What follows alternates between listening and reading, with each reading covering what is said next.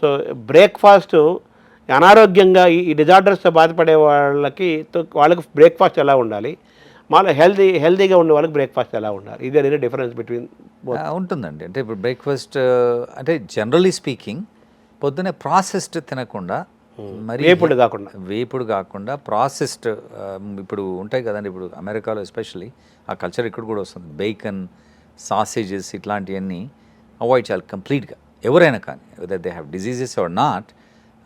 అది చేయాలి. తర్వాత పొద్దున్నే ఇప్పుడు ఓట్ మీల్ అనుకోండి, లేకపోతే వెరీ లో షుగర్ సీరియల్స్ అనుకోండి, along with milk or fruit, especially fruit తీసుకోవచ్చు, లేకపోతే వెజిటబుల్స్ తీసుకోవచ్చు. ఆయిలీ ఫుడ్ అది అవాయిడ్ చేసి, కార్బోహైడ్రేట్స్ అది అవాయిడ్ చేసి, కొంచెం ప్రోటీన్ ఎక్కువ ఉన్న పదార్థాలు తీసుకుంటే that be good breakfast.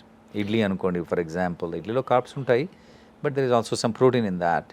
So మరీ ఎక్కువ తినకుండా మోడరేషన్ తింటే పర్వాలేదు. But fruit especially and unprocessed food తింటే that's a good thing for breakfast. అంటే మామూలుగా ఆయా ప్రాంతాల యొక్క శీతోష్ణ పరిస్థితులు, అంటే గాలి నీరు వేడి పరిస్థితులు, జీన్స్, ఋతువులు, సీజన్స్, దాన్ని దృష్టిలో పెట్టుకొని కొన్ని వందల వేల సంవత్సరాల నుంచి ఒక్కొక్క ప్రాంతానికి ఒక్కొక్క రకమైన ఆహారాన్ని డిజైన్ చేశారు.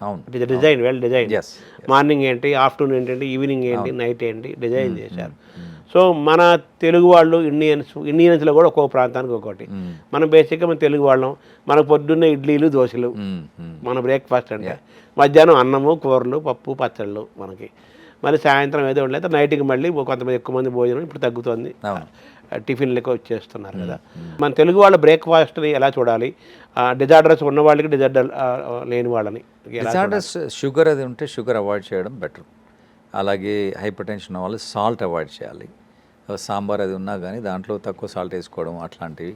చట్నీలు ఇది కాదండి, మీరు బ్రేక్ఫాస్ట్ కంటే కూడా, ఇడ్లీ కంటే కూడా మీకు ఫర్ ఎగ్జాంపుల్ పీనట్స్ చట్నీ అనుకోండి, లేకపోతే ఇంకొక చట్నీ ఏదైనా తీసుకుంటే, tomato chutney is okay, but peanuts చట్నీలో దాంట్లో క్యాలరీస్ ఉంటాయి, ఫ్యాట్ ఉంటుంది, తర్వాత then they add so much salt in that.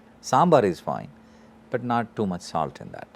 So అలాంటి బ్రేక్ఫాస్ట్ తీసుకొని, ఫ్రూట్ ఎస్పెషలీ అవి కూడా లో షుగర్ కాంటెంట్ ఉన్నవి, ఫర్ ఎగ్జాంపుల్ యాపిల్స్ అనుకోండి, గ్రేప్స్లో షుగర్ ఉంటుంది మళ్ళీ, తర్వాత కివీ ఫ్రూట్స్ అనుకోండి, ఇలాంటివన్నీ కూడా, strawberries, blueberries which have lot of antioxidants, అలాంటివి తీసుకుంటే బెటర్ అనమాట.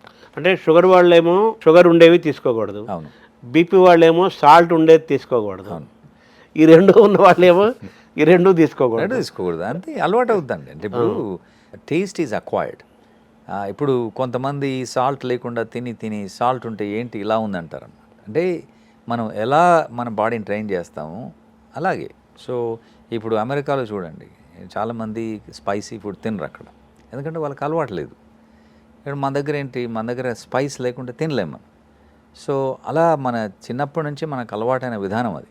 ఇప్పుడు అలా లేకుండా if you really want to avoid salt అంటే తక్కువ చేయాలి, మెల్లమెల్లగా కట్ డౌన్ చేస్తూ చేయొచ్చు. It's possible. అవాయిడ్ వైట్స్ కూడా అంటున్నారు కదా, అన్నము, పాలు, మిల్క్ పదార్థాలు, avoid all whites. Whites rice is very bad అని, ఎందుకంటే వి కుక్ ఇట్ సచ్ అ వే దాంట్లో ఉన్నవన్నీ తీసేస్తాము, తర్వాత ఇట్స్ ఆల్ స్టార్చ్ కదండి, it's like heavy carbohydrate content. అది కాకుండా ఈ జొన్న రొట్టె అట్లాంటివి తింటే డయాబెటీస్ ఉన్న వాళ్ళు అది, సో దట్స్ బెటర్. సో రాగి కూడా, సజ్జలు జొన్నలు ఇవన్నీ కూడా పల్లెటూరు నుంచి వచ్చిన వాళ్ళకి, ఒక రకమైన లైఫ్ స్టైల్ వచ్చిన వాళ్ళకి సద్దన్నం తినే అలవాటు ఉండేది. పొద్దున్న సద్దన్నం తింటాం, అలాగే పచ్చళ్ళతో గొడ్డు కారంతో అన్నం తింటాము, మజ్జిగ వేసుకుని అన్నం తింటాం, ఉల్లిపాయలు నంచుకోవటం పొద్దున్నే. టిఫిన్ అలవాట్లేదు, ఇదే మన ఆహారం ఉండేది కదా.